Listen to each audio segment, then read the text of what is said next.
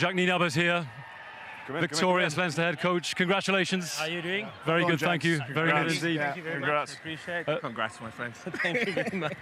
Jacques, so many accolades have come your way for the way this Leinster defence has become a relentless machine. And we talked earlier about how the Bulls, towards the end of the regular season, were scoring tries for fun. It must have been immensely satisfying to see them limited to just the one today. Yeah, I think I always go credit must go to the players. I thought today they put their bodies on the line, which they did the majority of the part during the season. And I'm a big believer. People say defence wins trophies, but I think attack wins trophies. So it was nice for us to add 19 points on the board, you know, and then you can knuckle down. And I thought that defensive set just before halftime was very important for us going into halftime. Yeah. Jacques, with the Leinster defence this year, I'm a massive advocate of the rush defence that you've come in and employed. You know, nailing the Harlequins, nailing Glasgow, conceding only 7 points today. Where do you think this Leinster defence, what's the next level that you can go to with it? Yeah, I think there's still a lot of growth for us. Obviously, with the box, I was there for 6 years, and it layers in every year. Obviously, the players adapt to, and Zeeps were part of it at Munster. I started it over there.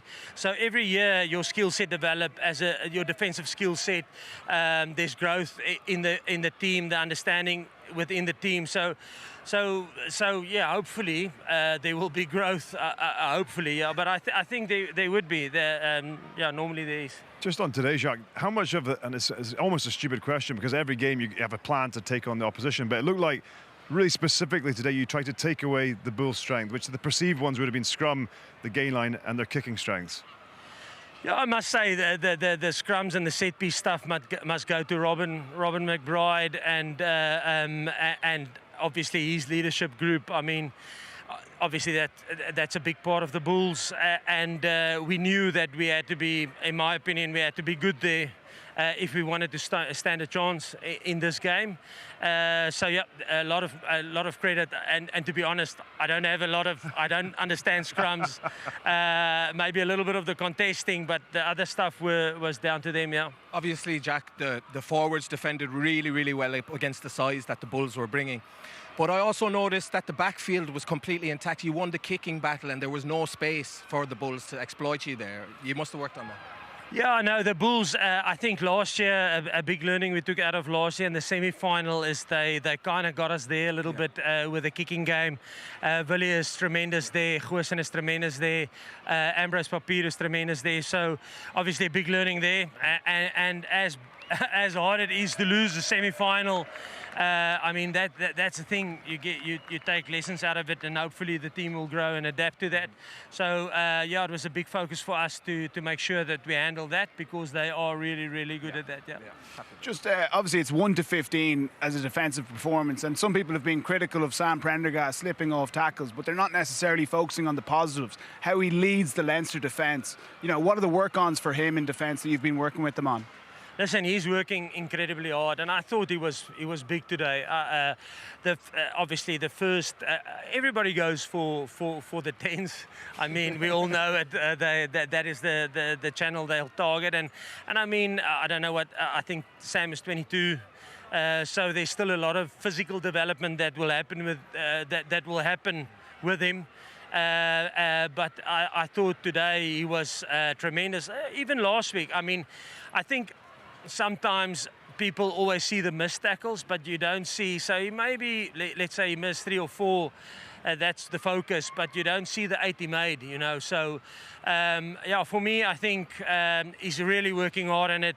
And from last year to this year, there's been big growth in that, and he will have to continue to work on that because they're always going to go after him in that channel, and he knows that, you know. And yeah, so something that he has to grow into. Yeah.